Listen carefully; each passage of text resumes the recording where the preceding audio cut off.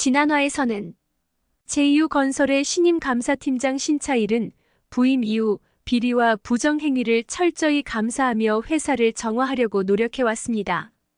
타워크레인 사고, 나눔주택 정비사업 횡령, 현장 식당 비리 등 다양한 사건들이 그의 감사 속에서 드러났고 신차일은 내부의 적들과 끊임없이 충돌했습니다.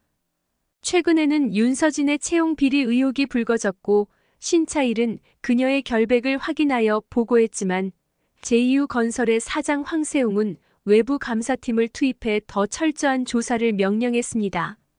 외부 감사팀의 팀장 김지연이 투입되면서 신차일은 그녀와의 긴장된 신경전을 예고했습니다.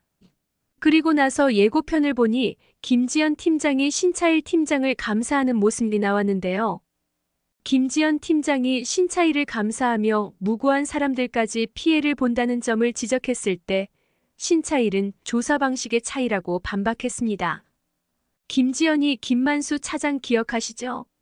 라고 물으며 신차일이 과거에 감사를 통해 한 사람의 인생을 바꿔놓았다는 점을 상기시켰습니다. 신차일은 잠시 굳어졌지만 여전히 자신이 한 감사의 정당성을 강조하며 필요한 경우 동일한 방식으로 조사를 진행할 것이라고 단호히 말했습니다. 그러나 김지연의 감사는 여기서 끝나지 않았습니다. 그녀는 과거 신차일이 진행했던 감사 과정에서 발생한 작은 오류와 부주의한 부분들을 지적하며 그의 신뢰도를 흔들기 시작했습니다. 특히 김만수 차장이 사퇴한 사건을 중심으로 신차일이 당시 내린 결정이 정말로 공정했는지에 대한 재조사가 시작되었습니다. 김지연은 김만수 차장과 관련된 과거 기록을 재검토하면서 그가 사퇴하게 된 진짜 이유를 밝혀내려 했습니다.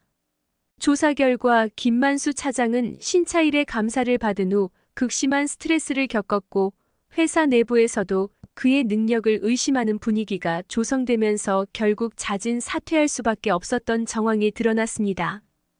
김지연은 이를 바탕으로 신차일의 감사가 항상 올바르고 공정한 결과만을 도출하는 것은 아니라는 점을 부각시키려 했습니다. 동시에 김지연은 제2유건설 내부에서 신차일의 감사 방식에 불만을 품고 있던 일부 임원들과의 비공식적인 대화를 통해 그가 회사 내에서 얼마나 고립되어 있는지를 파악했습니다.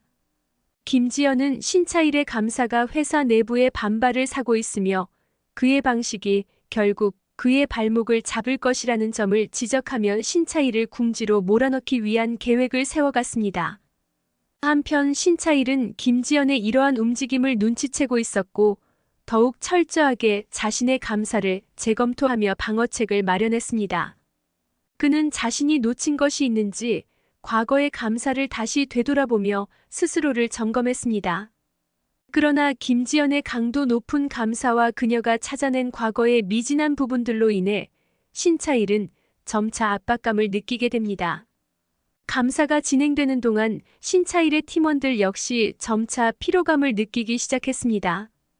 특히 구한수와 윤서진은 신차일의 감사 방식에 대해 회의적인 시선을 보내며 팀장에 대한 신뢰가 흔들리는 모습을 보였습니다.